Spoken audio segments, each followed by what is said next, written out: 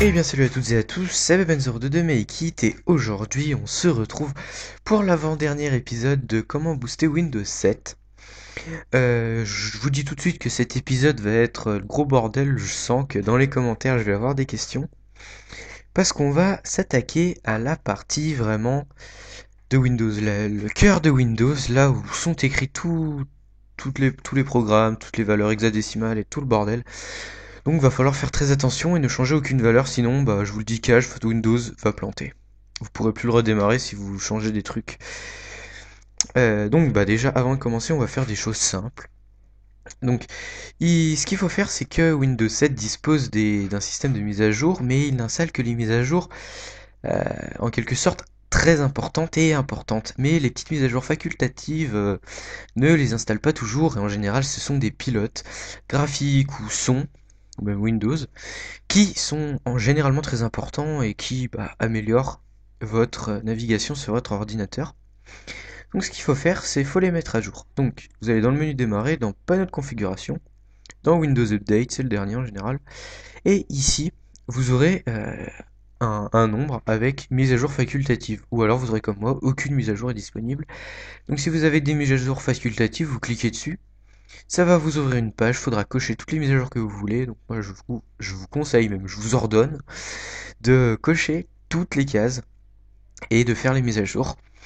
C'est pour le bien de votre PC, si vous voulez pas les faire, c'est pas mon problème. Ensuite, euh, comme vous le savez peut-être pas, mais Windows 7 comporte un économiseur de performance en fait, donc votre processeur n'est pas utilisé au top du top, et il n'est utilisé que à moitié, que à 50%, vu que la plupart des gens lambda font quoi? Jouent à Minecraft et vont sur Chrome, enfin sur Internet.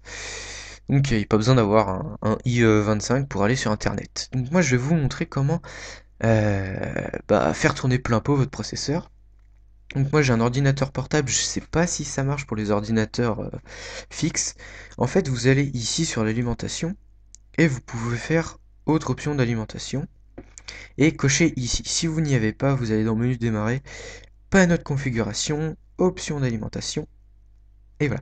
Ici, vous arrivez ici. Donc, usage normal, c'est ce qui est normalement programmé sur votre PC de base, si vous n'y avez pas touché. Et ici, on peut voir tous les modes. Donc, le mode éco, le mode économie d'énergie. Enfin, celui-là, c'est celui par Windows et celui-là, c'est celui par Toshiba, vu que mon PC, c'est un Toshiba. Le mode personnalisé, ça c'est moi qui l'ai fait, vous n'êtes pas obligé de l'avoir. Le gaming mode power plan, donc ça, c'est votre processeur, il tourne à 300%. Et vous avez un truc performance élevée. Donc moi j'ai coché performance élevée parce que je suis pas un hardcore gamer, je joue à Minecraft et à Battlefield 2. Donc j'ai juste utilisé performance élevée, donc ça privilégie les performances, mais ça consomme davantage. Bah après, voilà, hein. Ça vous l'activez si vous voulez switcher en mode game. Donc s'il y a des descriptions, c'est pas bien du compliqué. Donc ensuite vous cochez et puis c'est parti, rouler jeunesse. Maintenant, on va s'attaquer à la partie dure du tutoriel. Si vous le suivez à la lettre, il ne devrait pas y avoir de problème. Et je vais essayer de vous guider le plus simplement possible. Donc, vous allez dans votre menu démarrer, vous tapez Regedit. Voilà, Regedit. Ensuite, vous cliquez sur celui-là. Ça va vous ouvrir une page comme ça, une méga page. Donc ici, c'est où sont... En fait, c'est votre Windows. Ici, vous tenez votre Windows, donc c'est des valeurs hexadécimales qui font tourner Windows.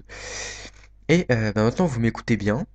On va aller dans HK Local Machine. Donc, dans celui-là, on appuie sur la petite flèche, ça le déroule. Ensuite, on va aller dans Software. Hop, on appuie sur la petite flèche, ça le déroule. Ensuite, on descend, on va aller à Microsoft. Là, vous allez m'écouter. Donc, à Microsoft, on a tout ça. Ok, il y a pas mal de trucs. Maintenant, il faut aller dans Windows. Donc, on descend, Windows AW, ici. Hop, on appuie sur la petite flèche, ça nous ouvre Windows. Ah, j'ai pas précisé à quoi ça va servir à décharger les fichiers DLL, donc les petits fichiers temporaires qui ne sont pas supprimés et qu'on ne peut pas supprimer dans les fichiers temporaires. Et même ça va améliorer notre utilisation vu que ça ne va pas les sauvegarder ou ça va en sauvegarder vraiment très peu. Et ça va limiter les enfin ça va débrider les performances de l'ordi vu qu'il fera moins de tâches en même temps. Ensuite, on va aller dans Current Version, la petite flèche, hop, je lis mon papier, on va dans Explorer, Explorer, hop, oui parce que j'ai un petit papier sinon je peux pas je peux pas retenir tout ça, et on va cliquer sur Explorer, et là normalement vous n'aurez pas celui-ci, Always Unload DLL, qui veut dire toujours décharger les DLL en anglais.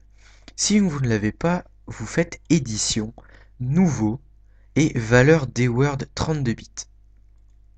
Donc ça va vous ouvrir une...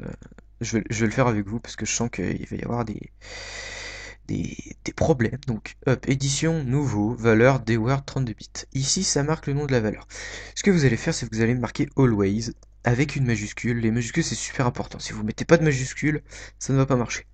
Unload avec une majuscule au U, DLL avec une majuscule au D.